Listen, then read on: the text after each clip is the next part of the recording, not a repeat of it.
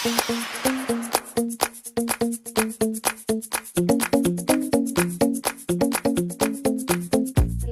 রহমতুল্লাহ বরকাতুহু। প্রিয় দর্শক, সবাই কেমন আছেন? আশা করি ভালোই আছেন।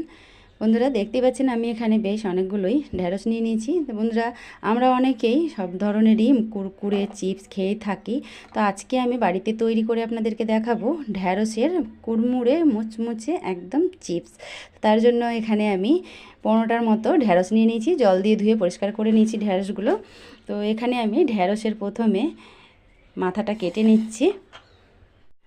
এইভাবে আমি মাথার অংশটাকে কেটে নিলাম। কেটে নেওয়ার পর পেছনের অংশটাও কেটে নিচ্ছি। কেটে নেওয়ার পর এইভাবে করে কেটে নিচ্ছি। দেখুন,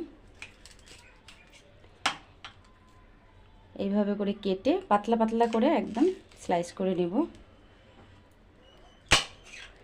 আর এর যে মাঝখানের যে অংশটা আছে আর বীজগুলো আছে সেইগুলো ফেলে দেব। তো বন্ধুরা, সবগুলো কেটে তারপরে দেখাচ্ছি।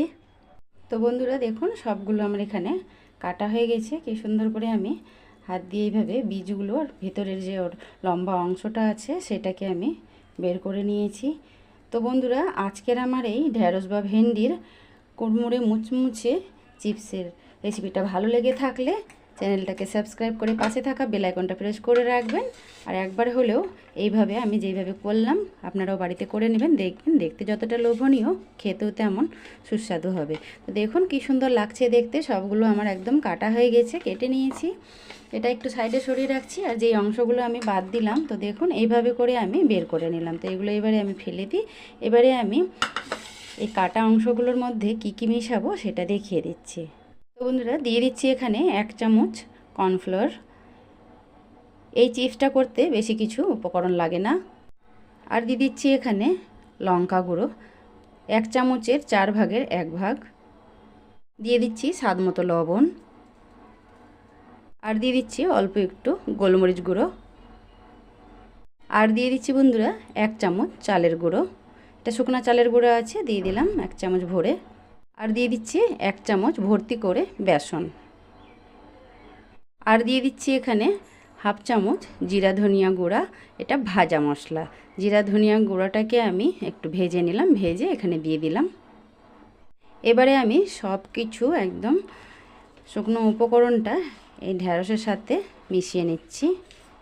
দেখুন এইভাবে করে মিশানোর পর এখানে সামান্য অল্প জল দিয়ে মেখে নিতে হবে।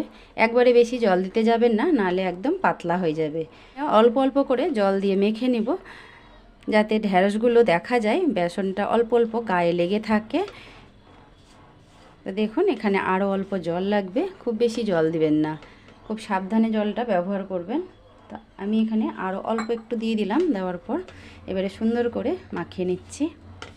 তো বন্ধুরা দেখুন, এখানে মাখা হয়ে গেছে। আর কীরকম আমি মেখেছি শুকনো শুকনো করে, খুব বেশি একদম জল দিইনি। তো এবারে আমি এইগুলো নিয়ে চলে যাচ্ছি চুলায় ভাজতে। বন্ধুরা, চুলার মধ্যে আমি কড়াই চাপিয়ে জালটাকে জ্বালিয়ে দিলাম। আর এখানে আমি কিছুটা পরিমাণে দিয়ে দিচ্ছি সাদা তেল। বন্ধুরা, চুলার জালটাকে হাইয়ে রেখে তেলটাকে আমি খুব সুন্দর করে গরম করে নিলাম। এবারে আমি জালটা মিডিয়ামে করে নিচ্ছি। মিডিয়ামে করে নেওয়ার পর একটা একটা করেই দিতে হবে। একসঙ্গে যদি অনেকগুলো দিয়ে দেন তাহলে দলা পাকিয়ে যাবে। দেখুন, এখানে আমি এইভাবে করে একটা একটা করে দিয়ে চুলার জালটাকে মিডিয়ামে রেখে সুন্দর করে লাল লাল করে ভেজে তুলে নিচ্ছি। তো বন্ধুরা, আমি এইভাবে একবার পাল্টে দিলাম।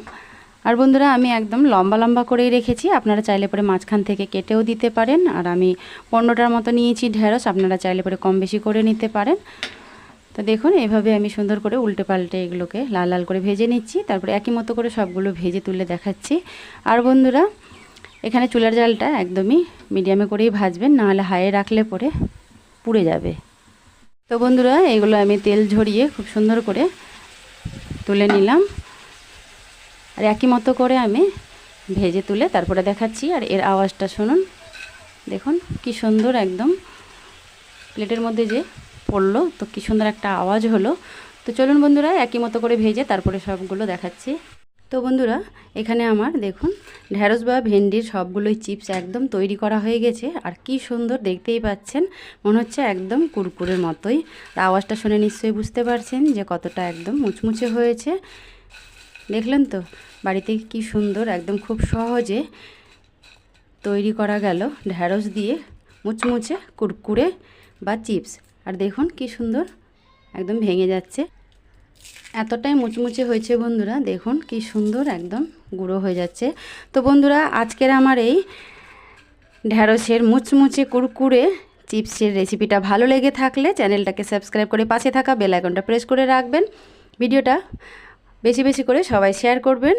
একবার হলেও আপনারাও এইভাবে তৈরি করে খেয়ে কমেন্টে জানাবেন যে কেমন হয়েছে। আর আমি তো নিয়ে নিয়েছি সসের সাথে, আমার পুচকু তো একদম পুরো রেডি হয়ে আছে যে কখন হবে। তো আবারও দেখা হবে নতুন কোনো রেসিপি নিয়ে। সবাই ভালো থাকবেন, সুস্থ থাকবেন, আল্লাহ হাফিজ। আর আমি আওয়াজটা শোনাচ্ছি আপনাদেরকে খেয়ে যে কত সুন্দর একদম মুচমুচে।